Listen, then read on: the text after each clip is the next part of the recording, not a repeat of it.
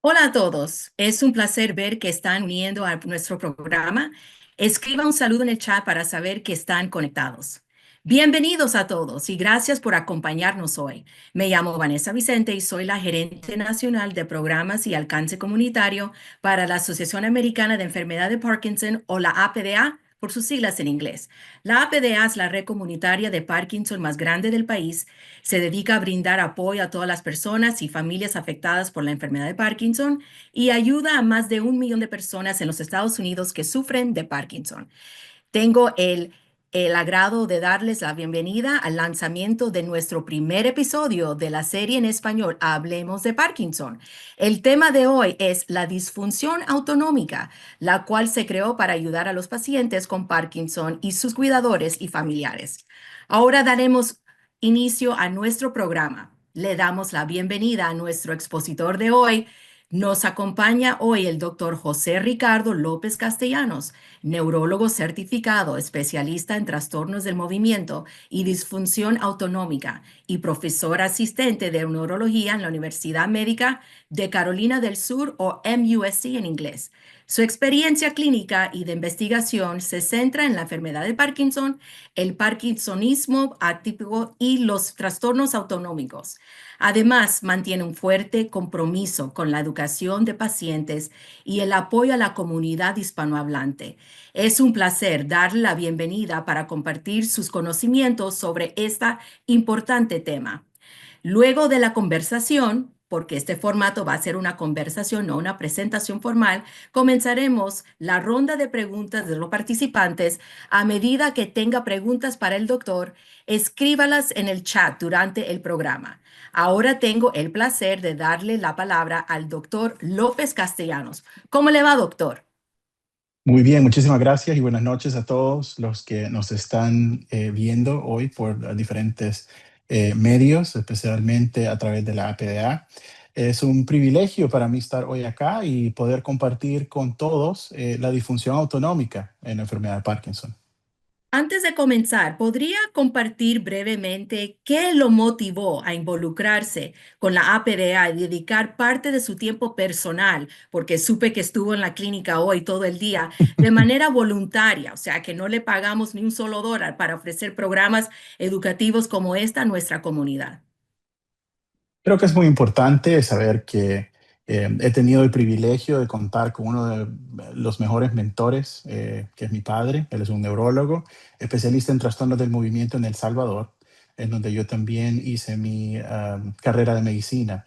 Y fue fácil poder compartir con pacientes y familiares que padecen de la enfermedad de Parkinson y saber cuáles son los síntomas y los problemas por los que atraviesan.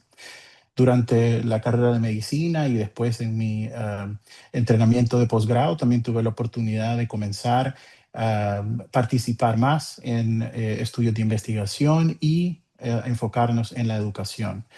Alrededor del 2015, nosotros tuvimos la oportunidad de encontrarnos con la APDA en uno de los congresos de trastornos del movimiento internacionales, y desde entonces surgió la idea de poder educar a través de suplementos informativos a los pacientes y familiares con enfermedad de Parkinson de todos los síntomas que estos pueden padecer, no solo de síntomas motores, pero de síntomas no motores, medicamentos que deben evitarse, guías de ejercicios y también de fisioterapia. Entonces tenemos la oportunidad y el privilegio de contar con muchos de esos suplementos que están disponibles para todos, y tenemos acá un poco de unas fotografías de las que hemos tomado a través del tiempo para congelar esos momentos en los que hemos tenido la oportunidad de desarrollar estos suplementos y que los hemos estado en exhibiciones en congresos a nivel internacional. Si ustedes quieren participar y tener oportunidad de tener todos estos suplementos, tienen en la página de la APDA en español, donde pueden contar con todos los diferentes ejercicios y guías.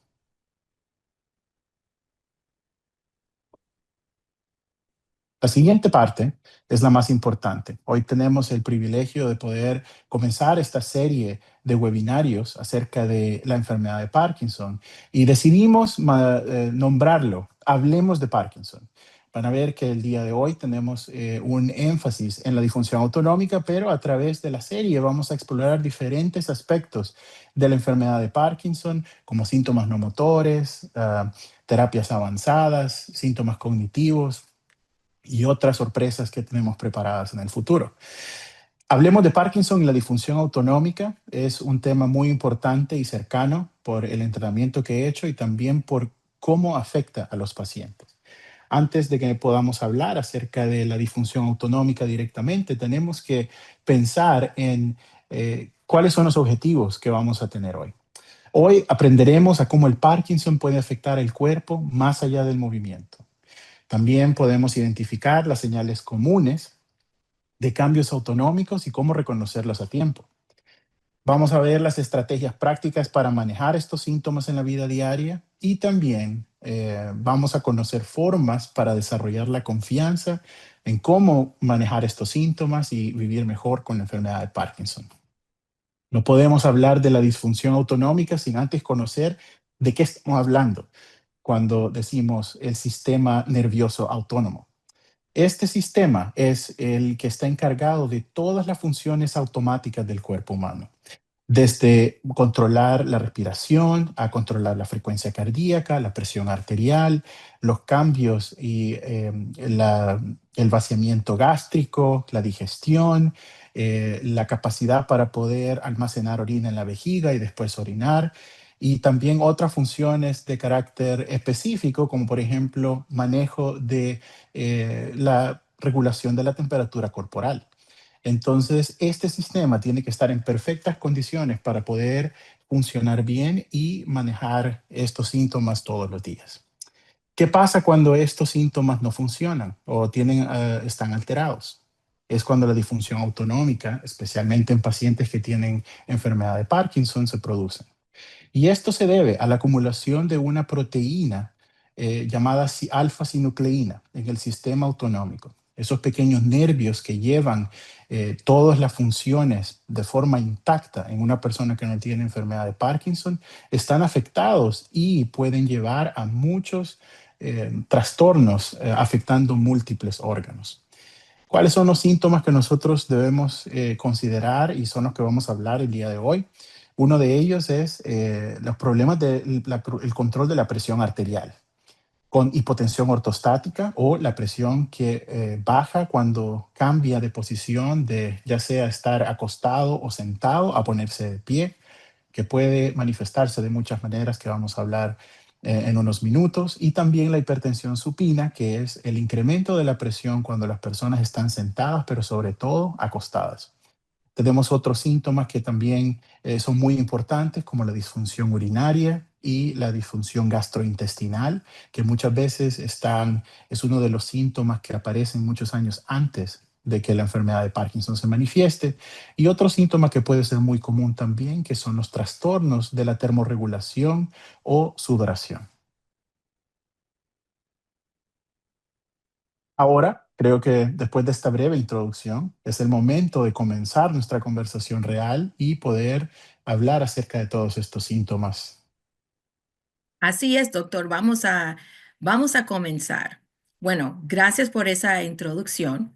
Una de las cosas que querríamos saber es qué tan frecuente es y cuándo aparecen estos síntomas usualmente. Los síntomas de la disfunción autonómica en la enfermedad de Parkinson pueden aparecer muchos a través del tiempo, y muchos de ellos pueden aparecer muchísimo antes del desarrollo de síntomas motores, como por ejemplo la constipación. Pero estos síntomas a través del tiempo pueden aparecer hasta en un 50% de los pacientes con enfermedad de Parkinson en diferentes grados de severidad. Que esto significa que muchas personas pueden convivir con muchos de estos síntomas sin tener una disfunción de las actividades de la vida diaria de una forma eh, que limita esas actividades, y otros que están limitados directamente por la severidad de estos síntomas. Pues eso precisamente quería preguntarle acerca cómo esto puede impactar la calidad de vida de una persona con EP. Esto, dependiendo de la severidad de los síntomas, puede ir algo desde mínimo, que, por ejemplo, solo es una molestia transitoria, si alguien tiene una constipación, por ejemplo, que es leve, a también poder dictaminar qué es lo que las personas pueden hacer o no durante el día. Si alguien tiene problemas urinarios, si alguien, por ejemplo, tiene problemas de presión cada vez que se ponen de pie, que limita muchísimo las actividades que pueden hacer en una vida diaria, trabajar, compartir con la familia o, por ejemplo, ir a cenar. Entonces, todas esas cosas son importantes de tenerlas en cuenta para evaluar cuál es la severidad que tienen. ¿Cuáles son los síntomas autonómicos más frecuentes en pacientes con EB? Uno de los síntomas más comunes y que se presentan más tempranamente es la constipación y otros trastornos del enlentecimiento gástrico. También tenemos los trastornos de disfunción urinaria con la urgencia, la frecuencia urinaria y también muchas veces el problema de levantarse muchas veces a orinar en la noche, que se llama nicturia. Además de eso, hablamos un poquito hace unos minutos acerca de los cambios en la habilidad para controlar la temperatura, que eso puede incluir también la sudoración excesiva o ausencia de sudoración excesiva. Y no menos importante, y es uno de los síntomas que cuando aparecen tienden a causar muchos problemas, son los cambios en la presión arterial, tanto la hipotensión ortostática como la hipertensión supina. Cuando hablamos de disfunción autonómica, lo primero que se me viene a la mente es la hipotensión ortostática. ¿Cuál es la definición de hipotensión ortostática y cómo se diagnostica en la práctica clínica? La definición de la presión ortostática es la disminución de la presión arterial en una persona cuando va de estar acostada o sentada a ponerse de pie, después de 3 minutos de estar de pie. Estos son criterios nada más que se han establecido de forma clínica en uno de los consensos, en un congreso que fue hace algunos años, y está dictaminado por una disminución de 20 puntos en la presión sistólica o el número en el superior de la presión, o 10 puntos en la presión diastólica o el número que está por debajo. Y esto también puede ser solo un parámetro inicial, porque hay personas que pueden tener una disminución de la presión que es mucho más grande que eso, y todos esos cambios de presión de más de 20 puntos sobre 10 son los que se consideran como hipotensión ortostática. ¿Y qué síntomas deberían hacernos sospechar hipotensión ortostática en el paciente con enfermedad de Parkinson? Yo creo que esta es una muy buena pregunta que vale la pena analizar y discutir un poco en este momento, porque uno de los mayores síntomas que las personas pueden tener son los mareos. Es una de las cosas que puede ser un síntoma muy inespecífico, pero si alguien tiene mareos cada vez que se pone de pie, eso debería dar una muy buena indicación de que podemos estar ante un caso de hipotensión ortostática. Otro de los síntomas que también las personas pueden tener son cambios en la forma de sus síntomas cuando caminan, que pueden atraer el congelamiento de la marcha o también tener problemas cognitivos, que sienten que están como en una nube o que no pueden pensar de forma clara. Algunas veces las personas solo se caen, y las caídas son una de las cosas que también terminan siendo diagnosticadas como hipotensión ortostática que precede a esas caídas. ¿Y cómo debe realizarse correctamente la medicación de la presión arterial ortostática en casa? Una de las cosas que es muy importante es tener un medidor de presión arterial. Hoy creo que tenemos la fortuna de que conseguir uno de estos tensiómetros electrónicos es mucho más fácil que hace muchos años. Entonces, uno puede adquirir uno de estos sistemas de medición de presión arterial, y la forma más fácil de poder hacerlo en casa es teniendo reposo, ya sea sentado o acostado, por lo menos 5 minutos, y tomar la presión arterial. Y esa va a ser la base de la presión, que después vamos a comparar con la presión al ponerse de pie y esperar 3 minutos para ver el nivel de decremento o reducción de la presión arterial en ese momento. Es muy importante que tengamos por lo menos un par de evaluación durante el día, puede ser media mañana y media tarde, y también hacerlo a través del tiempo.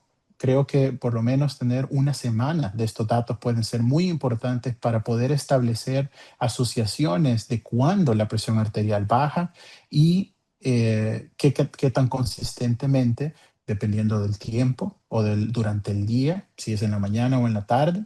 Y también otras cosas que es muy importante es ver si está relacionado con algunos de los medicamentos que las personas toman. Pues ya saben nuestros amigos que pueden ir pidiendo para Navidad este año, o sea, que las herramientas que van a necesitar. ¿Y qué fármacos utilizados en la enfermedad de Parkinson pueden empeorar la hipotensión ortostática? Esta es una de las preguntas que también creo que es muy importante poder discutir o conversar en este momento porque la mayoría de los medicamentos que utilizamos para tratar la enfermedad de Parkinson pueden contribuir a reducir la presión arterial.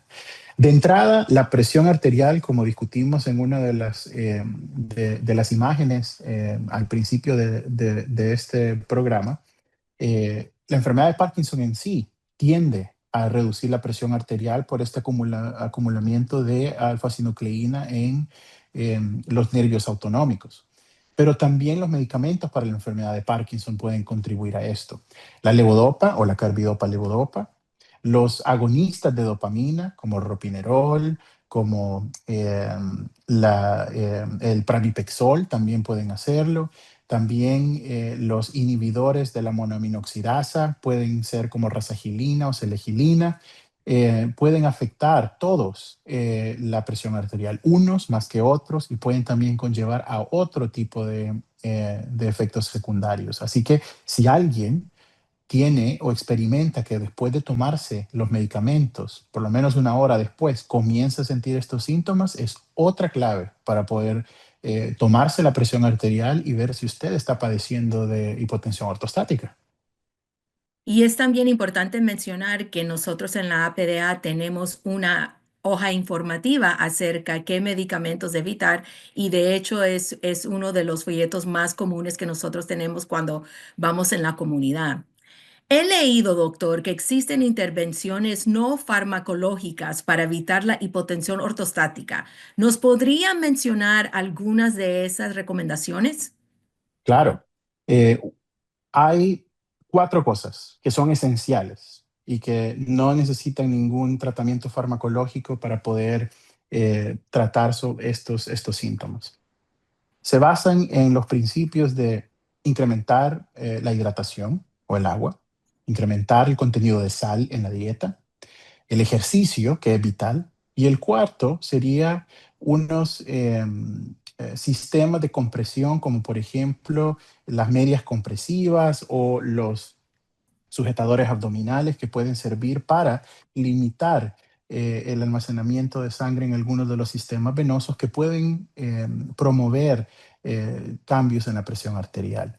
Hablando específicamente de estos, creo que todas las personas que tienen problemas de presión arterial, que disminuye o, por ejemplo, que se sienten mareados y tienen estos síntomas ortostáticos, es muy importante que tengan una hidratación adecuada.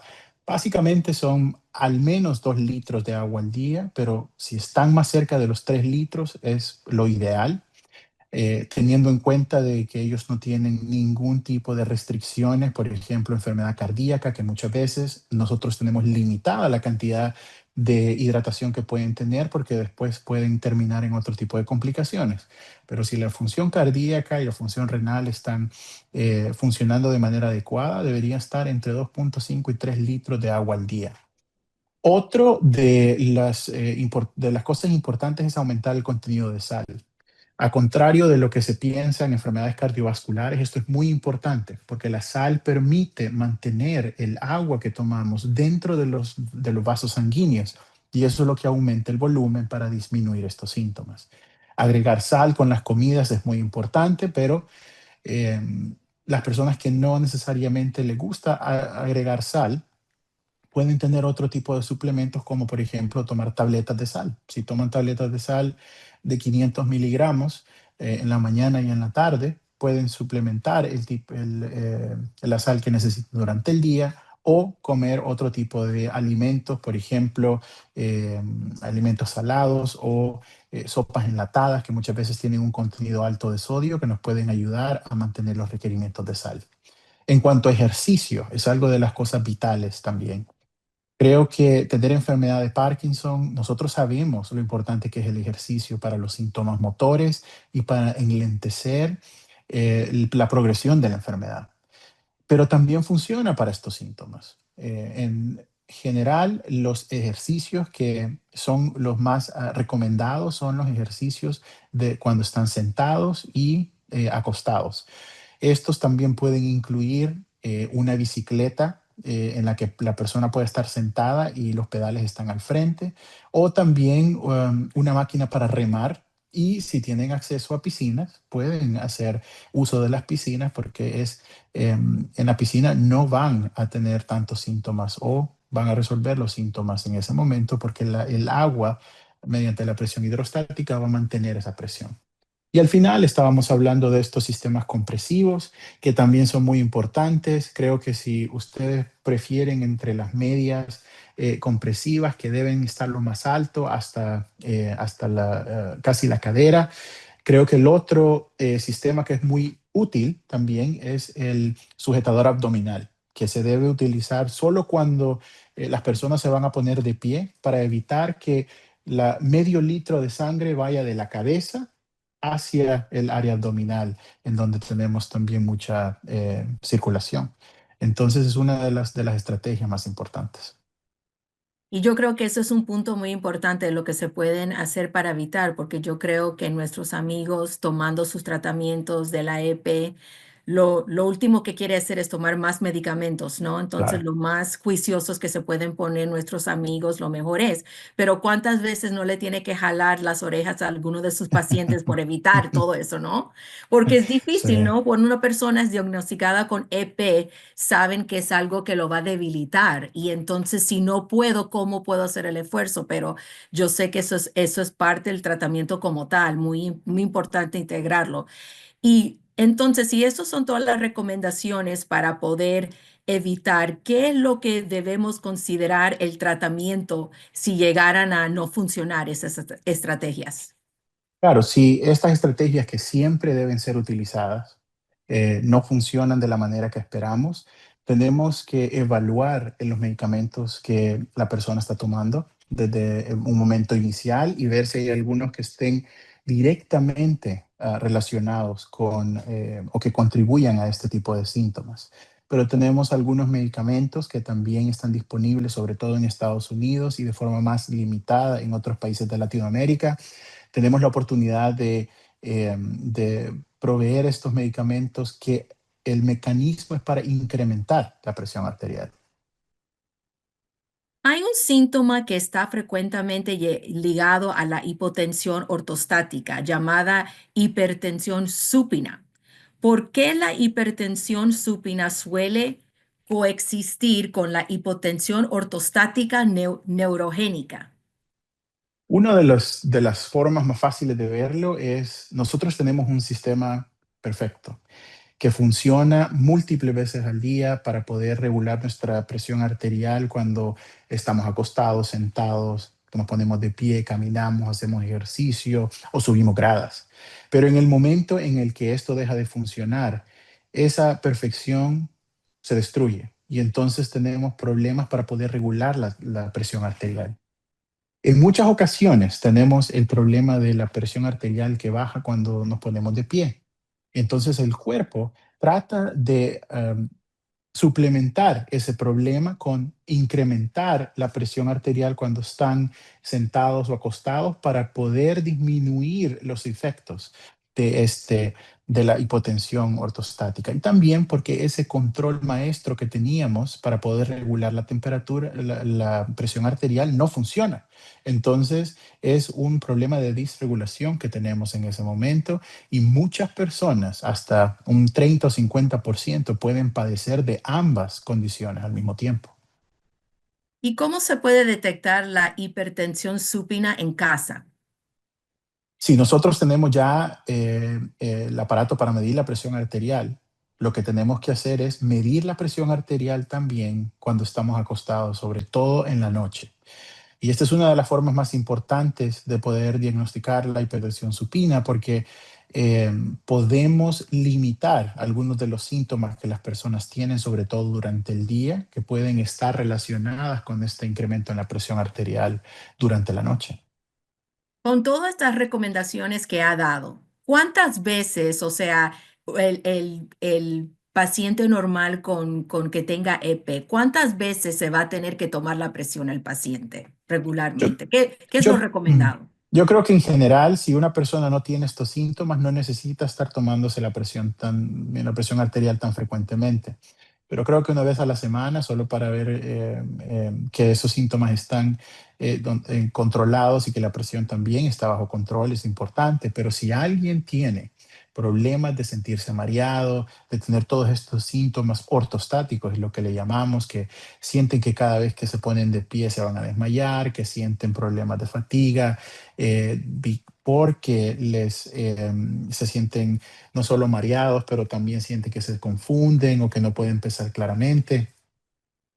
Podemos tener las mediciones de la presión arterial hasta 4 veces al día en diferentes formas. La mejor forma es poder tomar la presión arterial cuando estamos acostados al momento de levantarnos antes de salir de la cama. De esa forma podemos ver cuál es la presión con la que el paciente comienza su día. Después, media mañana podemos tomar la presión arterial sentados y después de 3 minutos de ponerse de pie para poder ver si hay cambios que sean consistentes con la hipotensión ortostática. De la misma forma, podemos tomar esa presión arterial sentados y también después de ponerse de pie durante 3 minutos en la tarde y finalizar con tomar la presión arterial cuando va a la cama después de 5 o 10 minutos para tener esa base. Puede tomarlo por 5 o una semana, de 1 a 2 semanas para tener eh, la, eh, el esquema o la información completa que podemos utilizar para ver si hay alguno o ambos de las condiciones que necesitamos tratar. ¿Y cuáles son las posibles consecuencias cardiovasculares y de una hipertensión supina de no ser tratada? Esto es importante porque durante la noche el incremento de la presión arterial, sobre todo si si es más de 160 milímetros de mercurio del número superior, puede llevar a consecuencias como por ejemplo derrames cerebrales, que es algo que tenemos que evitar, y también otras consecuencias como infartos y en general dañar más el sistema nervioso central, sobre todo el cerebro. Entonces, no solo eso, pero también la contribución de esta hipertensión supina durante la noche para mover más sangre a través de los riñones y poder filtrar más agua que se transforma en más orina. La gente tiene que levantarse más veces a la noche y en la mañana comienzan más deshidratados de lo que deberían, y es un ciclo vicioso que continúa empeorando. Entonces, identificar este tipo de síntomas es muy importante para poder controlar la severidad de estos síntomas. ¿Y se recomienda como al dormir tomar más agua como al dormir puede ayudar en algo? No necesariamente, porque si alguien, además de tener la hipertensión supina, tiene disfunción urinaria, va a pasar orinando toda la noche. Creo que eso es una de las cosas que también podemos discutir, pero lo que se recomienda más que todo es si usted, por ejemplo, tiene una hipertensión supina que es mayor a 160 milímetros de mercurio de la presión sistólica, es algo que debemos considerar tratarla en la noche. Ok. ¿Y qué medidas prácticas pueden implementar los pacientes a la hora de acostarse para reducir la hipertensión supina nocturna? Que creo que habíamos hablado un poco de esto. Claro, una de las más importantes es elevación de la cama.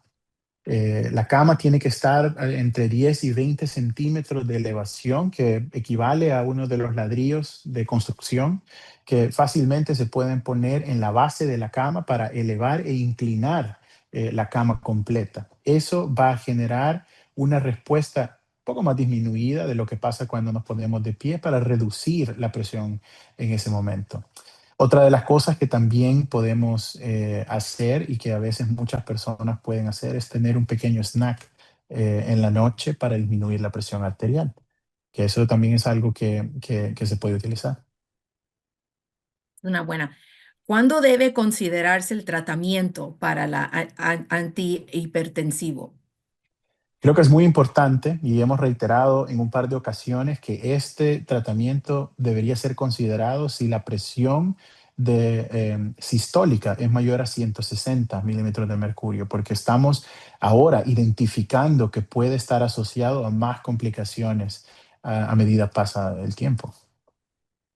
Y yo solo quería tomar un momento porque creo que sí, nuestros amigos pensarán que es manejar mucho control, ¿no? A diario, ¿no? Muchas Ah, veces tomarse la presión, pero nosotros tenemos un diario de síntomas muy práctico para ayudarlo con esa gestión, porque yo sé que muchas veces las personas de pronto, si lo quieren hacer, no tienen para anotar. Entonces, algo importante, recordar que tienen esa herramienta disponible. Ahora que sabemos mucho más acerca de los cambios de presión arterial que pueden ocurrir en la enfermedad de Parkinson, me gustaría que hablaremos acerca de otro síntoma muy frecuente en pacientes con enfermedad de Parkinson, la disfunción urinaria. La disfunción urinaria es otro de esos síntomas que pueden aparecer tempranamente en los pacientes con enfermedad de Parkinson, sobre todo eh, en problemas de urgencia, frecuencia y también disminución del vaciado cuando cuando van a orinar. Una de las otras, de los otros síntomas que mencionamos también es la necesidad de ir múltiples veces a orinar durante la noche. ¿Y esos son todos los síntomas urinarios más frecuentes que padecen los pacientes?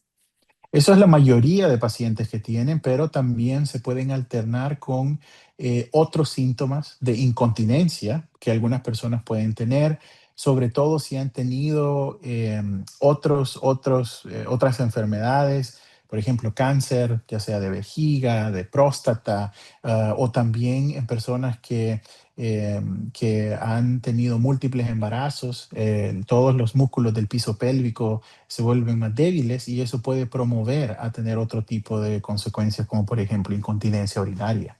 Pero la mayoría de las veces es básicamente la urgencia y también la frecuencia urinaria que pasa durante el día. ¿Cuáles son los síntomas urinarios que ameritan una consulta con un urólogo? El urólogo es el especialista en las vías urinarias y creo que es algo muy importante que tengamos en consideración. Si alguien, por ejemplo, comienza a tener problemas severos de poder contener la orina, es uno de los síntomas que deben ser evaluados por un urólogo. Y también lo opuesto.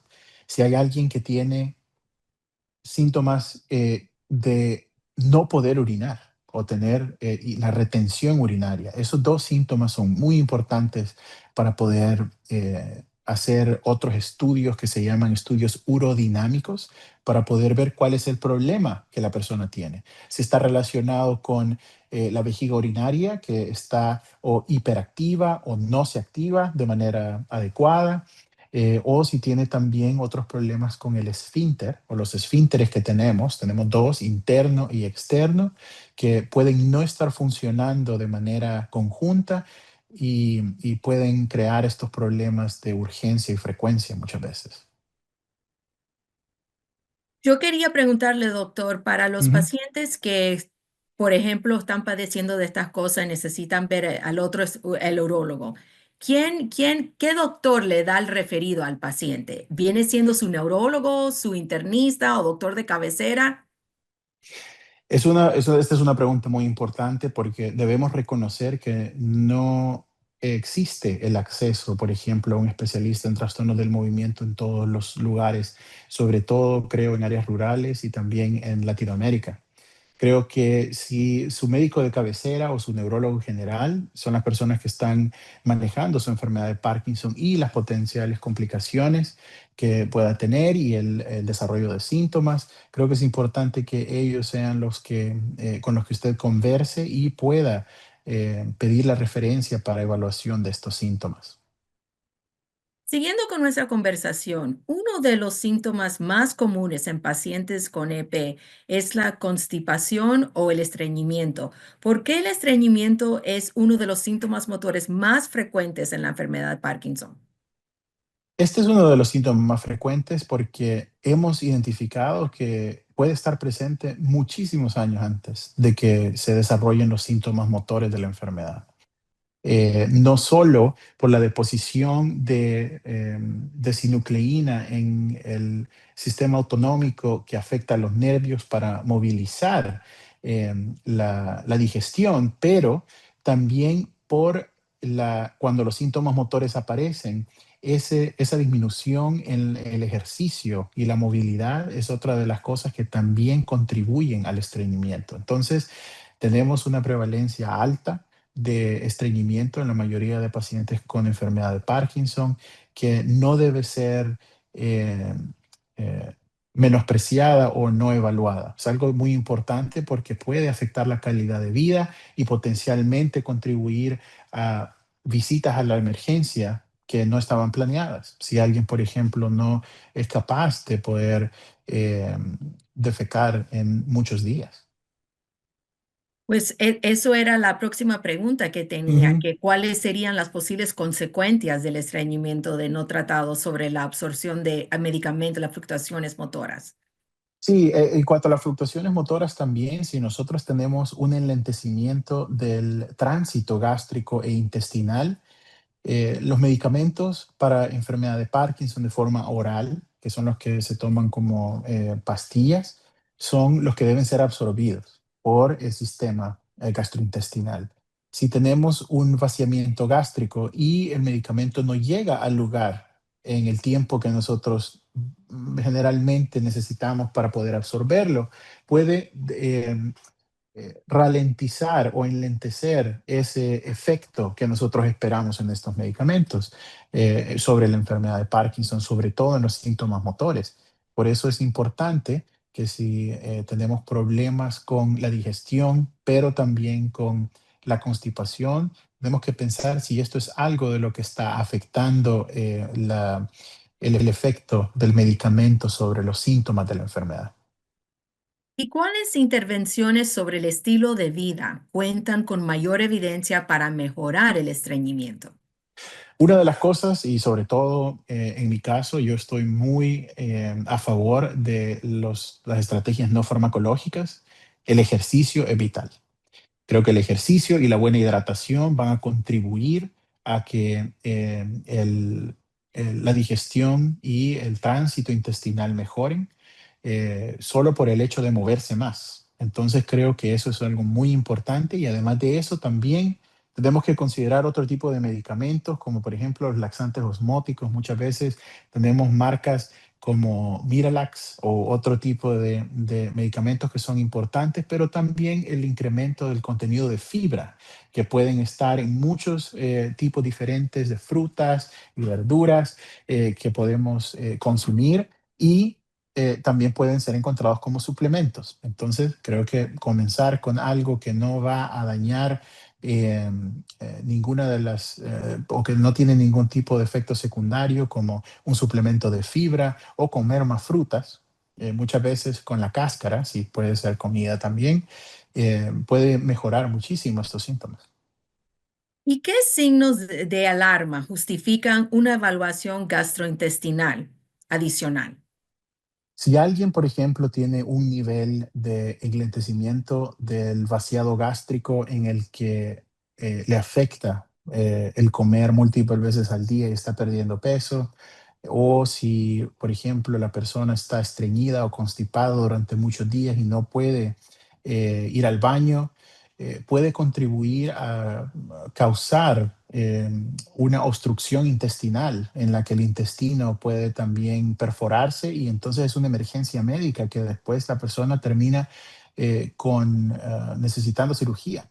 Y eso es algo que debemos evitar. Si alguien tiene, por ejemplo, una constipación que continúa empeorando a través del tiempo, creo que es importante poder establecer un manejo específico para evitar llegar a la emergencia y tener que tener una potencial intervención quirúrgica. Para finalizar, doctor, no me quiero olvidar de un síntoma autonómico que ocurre en algunas personas, los cambios en la sudoración. ¿Qué Ujú. tipos de alteraciones de la sudoración pueden observarse en la EP? Muchas veces las personas van a notar que al principio tenían un patrón de sudoración normal cuando hacían ejercicio, cuando estaba, por ejemplo, cuando salen y está a mediodía, que hace calor y pueden sudar, pero a medida el tiempo pasa, algunas personas pueden notar que o comienzan a sudar muchísimo más de lo que sudaban antes o dejan de sudar completamente. Y ambas de esas cosas pueden suceder. Y eso tiene que ver también con el mecanismo de control de la sudoración y del manejo de la temperatura corporal que puede estar afectada en pacientes con enfermedad de Parkinson. Es muy importante que nosotros determinemos si este es un problema porque algunas veces si alguien tiene una intolerancia a los cambios de temperatura puede sufrir otras consecuencias, no solo que puedan incrementar la temperatura corporal, pero estos también pueden estar asociados a otros síntomas que hemos mencionado, como la hipotensión ortostática, debido a la inhabilidad de controlar la temperatura. ¿Cuál es la relación entre las alteraciones de la sudoración, las fluctuaciones motoras y las disquinesias? Hay muchas personas que tienen problemas de sudoración dependiendo de cuándo suceden durante su ciclo de cuando están tomando la carbidopa levodopa. Hay muchas personas que tienen una sudoración profusa cuando, por ejemplo, el medicamento está al final de su fase de funcionamiento y es cuando los síntomas off comienzan a aparecer. Por ejemplo, que el temblor vuelve a comenzar o que la persona se vuelve un poco más rígida o empieza a tener más problemas para caminar. Muchas personas también pueden tener este síntoma como de ansiedad o cambios cognitivos también que pueden sentirse que no pueden pensar de manera clara. Todos esos, además, pueden presentarse con una sudoración profusa. Una de las mayores formas de identificar este síntoma OFF sucede muy temprano en la mañana, cuando la persona no ha tomado una dosis de levodopa desde las 7, 8 de la noche y a las 3 de la mañana se levanta en un charco de sudor en la cama. Eso puede ser uno de los síntomas del medicamento, de los cambios en el medicamento que se llaman OFF, síntomas OFF, en la que los síntomas vuelven. Y también pueden causar otro tipo de problemas. Por ejemplo, sabemos que las personas que tienen disquinesias, que son los movimientos excesivos, que también son parte en muchas ocasiones de los pacientes con enfermedad de Parkinson, cuando la levodopa se transforma en dopamina en el cerebro y activa todo el sistema dopaminérgico, tiende a tener un exceso de movimiento. Estas disquinesias pueden promover un incremento en la actividad física y de los músculos, que también pueden promover a un incremento en la sudoración. ¿Qué impactos tienen las alteraciones de la sudoración sobre la calidad de vida y la regulación de la temperatura corporal? Hay muchas personas que sienten mucho disconfort o muchos problemas para poder controlar la sudoración, especialmente si están, por ejemplo, si tienen un evento especial, si están en el trabajo, si están con familia, cenando y de repente comienzan a sudar profusamente. Es algo incómodo y sienten a veces pena de poder compartir este tipo de actividades sociales. Entonces, a veces las personas pueden restringirse y lo opuesto también puede suceder, que la persona no suda y estamos, por ejemplo, entrando al verano en América Central y también en Norteamérica, en donde podemos tener ese problema de un incremento en la temperatura corporal que puede conllevar a más problemas como mareos e incluso a hipotensión ortostática. Esa era precisamente una de las preguntas que habíamos recibido de anticipación, que alguien se quejaba del frío, que luego Ujú. vamos a poder vamos a ir por las preguntas luego. Y una de las o preguntas que tenía es, ¿qué recomendaciones deben ofrecerse a los pacientes al respecto a la exposición al calor y la termogrulación? Para la termorregulación, una de las cosas muy importantes es durante el verano sobre todo. Creo que estar bajo la sombra puede ser una de las mejores estrategias. Si usted sabe que se va a tener que exponer al sol o al calor durante, por ejemplo, más de un par de minutos, tiene que estar preparado, preparada, tiene que tomar suficiente agua antes y llevar una botella con agua para poder hidratarse el, durante el tiempo que va a estar ante el sol, sobre todo ahora, por ejemplo, si la gente tiene oportunidad de ir a la playa o de ir por paseos, creo que es muy importante. Otra de las cosas, sobre todo si la persona padece de problemas para poder sudar, es tratar de mantener la piel fresca. Una de las formas más fáciles es llevar una botella con un rociador en el que puedan ponerse en los brazos, en el cuello, para poder disipar todo ese calor y poder efectuar como si uno estuviera sudando para poder disminuir la temperatura corporal y eso puede mejorar mucho los síntomas. Muchas veces también tomar un vaso de agua fría puede servir mucho y mantener la temperatura corporal un poco más baja. O sea, entonces no puede exponerse directamente al sol, pueden llevar una sombría o un paraguas eh, para poder evitar esto. Y evitar tipos de actividades físicas como por ejemplo ejercicio entre las 11 y las 3 de la tarde, que son las horas más calientes. Si usted va a hacer ejercicio, es una cosa que siempre vamos a recomendar, pero que debería ser o temprano en la mañana o después de que el sol ya no está tan fuerte para que no sufra tanto de estos problemas. Y ya, una pregunta de cierre, ya que estamos por concluir esta parte de nuestra conversación. De todas las manifestaciones autonómicas de la enfermedad de Parkinson, ¿cuál considera más difícil de manejar en la práctica clínica? Creo que la respuesta a esto es la combinación de la hipotensión ortostática y la hipertensión supina. Creo que esto es el problema más relevante porque tenemos que aprender a balancear estos síntomas. Muchas veces las personas van a tener muchísimo más problemas con la hipotensión ortostática y no necesariamente tener la hipertensión supina que debamos manejar, pero muchas veces ambos problemas suceden y coexisten.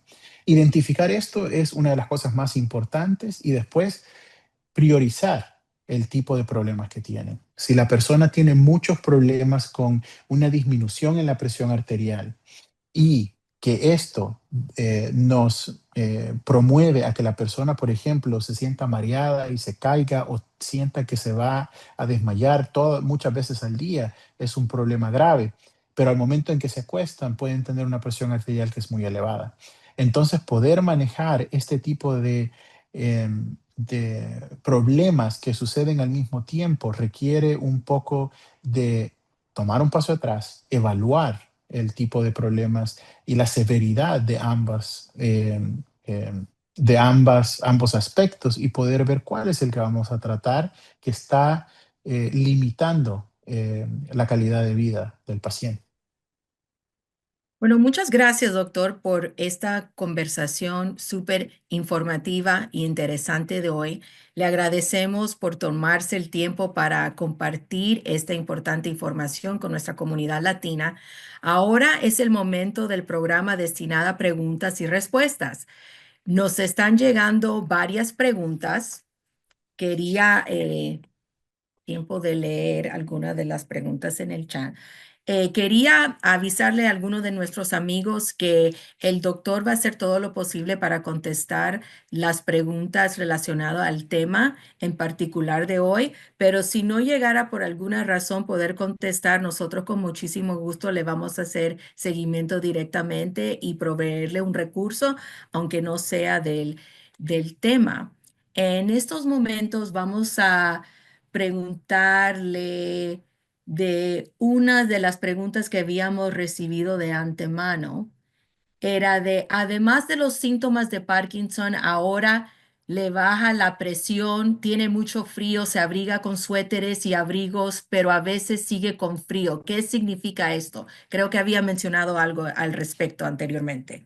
Claro, tenemos que reiterar que los problemas de la termorregulación pueden estar presentes y creo que en ese aspecto sería importante saber en qué momento de si la persona está tomando medicamentos para controlar los síntomas de la enfermedad de Parkinson, estos ocurren. También ver, por ejemplo, si la capacidad para sudar está intacta o tiene algunos problemas, porque toda esa información nos puede eh, ayudar para poder decidir cuál es el problema o intentar identificar cuál es el problema que la persona tiene. Muchas veces, y esto es algo que a veces se nos olvida, es que las personas a veces tienen más enfermedades que pueden contribuir a empeorar algunos de estos síntomas, como por ejemplo diabetes, enfermedades autoinmunes, como por ejemplo lupus o otras enfermedades como Sjögren's, otras enfermedades cardíacas, enfermedades renales que también incrementan algunos de los síntomas y pueden explicar por qué estos síntomas están ocurriendo. Doctor, muchas gracias. Ahora vamos a proceder para alguna de las preguntas que hemos recibido en el chat. Una de las preguntas es, tratamientos con células madres, ¿qué es? ¿Sirve? ¿Me puedo registrar? Yo creo que esta es una de las preguntas que es más en general, para el tratamiento de enfermedad de Parkinson. Creo que hasta el año pasado no teníamos eh, ningún estudio de investigación que podía ver las células madres, pero ahora sí existe uno que está en fase de reclutamiento. Creo que lo importante sería ver si usted mm, tiene la capacidad de ir a los lugares en donde estos tratamientos están disponibles de forma investigacional y también si usted eh, puede tener los criterios de inclusión para poder ser considerado o considerada. Yo creo que esto es una de las cosas que es importante. Muchas veces los estudios están disponibles para que manden un correo a los lugares específicos para poder ser evaluados. Y si cumple con los criterios de inclusión, creo que es alguien que puede registrarse. Hay muchas formas en las que una persona no puede cumplir estos criterios de inclusión, pero ellos serían los que van a determinar eso.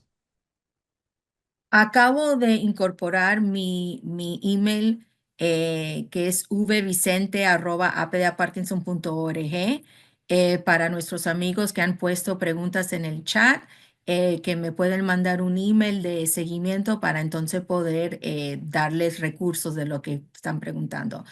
La próxima pregunta ¿es la urticaria común en EP?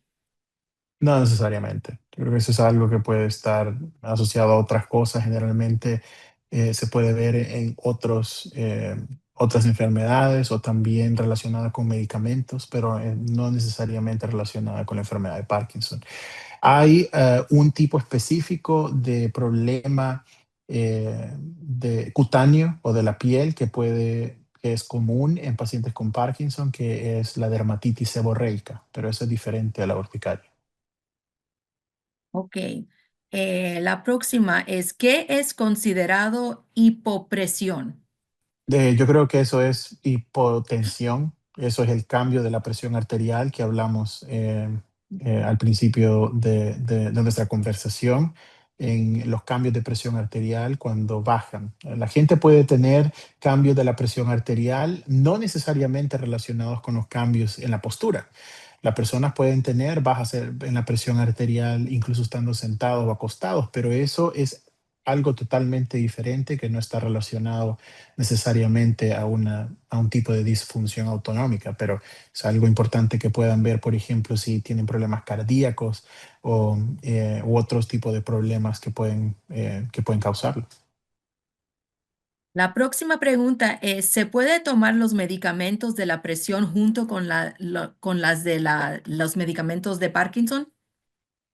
Lo importante es que si usted no tiene ningún problema con que la presión baje, que tenga mareos y eso, y dependiendo de la dosis de los medicamentos, puede tomárselos al mismo tiempo. Pero si usted tiene, aunque sea síntomas leves, que siente que al tomar ambos usted siente mareos, creo que es un punto importante para poder decidir con su médico, ya sea el médico primario de cabecera o su neurólogo o especialista de trastornos del movimiento, si hay que mover alrededor de los medicamentos para tener el mejor efecto de ambos sin que causen un efecto secundario común. Próxima pregunta. ¿Baño frío ayuda a mejorar la fatiga de la PD, de la EP? Creo que una de las formas más importantes acá, más que el baño frío, creo que es muy importante, lo que hace es que limita cambios en la presión. Muchas veces, y esa es una de las cosas que es una regla, el lugar más peligroso para una persona con enfermedad de Parkinson, que tiene muchas veces movilidad limitada, es el baño. Hay esquinas por todos lados, es muy hay muchos problemas para deslizarse y poder caerse. Entonces, una de las cosas que pueden contribuir a bajar la presión, sobre todo en estadios avanzados de la enfermedad de Parkinson, con muchos medicamentos y con un incremento en la fragilidad, es baños con agua caliente, porque pueden bajar la presión al llevar más sangre a la superficie de la piel para intentar enfriarse. Una de las opciones que es muy importante primero es tener una silla donde se baña para poder bañarse sentado. Y lo otro es utilizar el agua que sea lo más al tiempo posible. O sea, ni tan caliente ni tampoco congelada, pero una temperatura agradable, creo que esa es la mejor opción. Pero un baño frío no necesariamente puede ayudar a la fatiga o a otros síntomas autonómicos. ¿El uso del diurético es necesario? Depende, no necesariamente para la enfermedad de Parkinson, pero hay muchas personas que, como dije, tienen problemas cardíacos, que necesitan poder liberar o descargar un poco de los fluidos que no puede eh, descartar el riñón por sí solo. Entonces el diurético ayuda a esto. El balance es muy importante porque si uno toma mucho diurético puede conllevar a problemas y una disminución en la presión arterial. ¿Y la presión se toma con o sin medicación? Creo que es algo muy importante establecer los tiempos. Si usted siente que la enfermedad de Parkinson y sobre todo cuando toma los medicamentos es cuando se siente mareado, creo que es importante establecer si esto es cierto. La forma de hacerlo es que se toma el medicamento y la presión arterial sentado y después de pie se toma una hora después de tomarse los medicamentos para ver cuál es el efecto de la levodopa o de cualquier otro tipo de medicamento que esté tomando para el control de los síntomas motores y ver si baja la presión arterial y en qué grado baja la presión arterial. ¿Y el frío extremo tiene que ver con el Parkinson? No necesariamente. Muchas veces, como dije, pueden tener otro tipo de problemas que pueden estar asociados a este tipo de cambios o sensaciones de temperatura. Entonces es algo que debe ser explorado por su médico para poder identificar si está relacionado o no. ¿Es normal que un paciente con Parkinson siempre su presión esté entre 150 sobre 82 o más? Depende. Si hay alguien que, por ejemplo, tiene una presión arterial que no importa si están de pie o están sentados o están boca arriba, boca abajo, y la presión está alta, no tiene que ver con cambios autonómicos necesariamente, pero puede estar relacionado a una hipertensión esencial, que es algo que la persona tiene de forma crónica.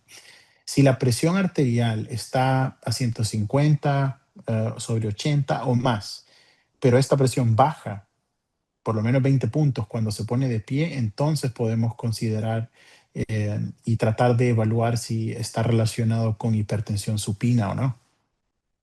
Y la última pregunta, ya que estamos por concluir, ¿estos estudios solo están disponibles para personas que viven en los Estados Unidos? Difícil saber cuáles son los estudios a los que se refieren, pero muchas personas tienen limitación para poder acceder a muchos por ejemplo, estudios urológicos, tener una evaluación de gastrointestinal avanzada o poder tener incluso evaluación más metódica, por ejemplo, con una evaluación autonómica, un estudio autonómico que está restringida para algunos centros de investigación y otros centros universitarios. Entonces, en muchas ocasiones sí tenemos una limitación para eso, pero espero que hoy hemos dado muchas de las pistas para poder identificar estos síntomas y poder hablar con su médico para poder tratarlas y mejorar su calidad de vida.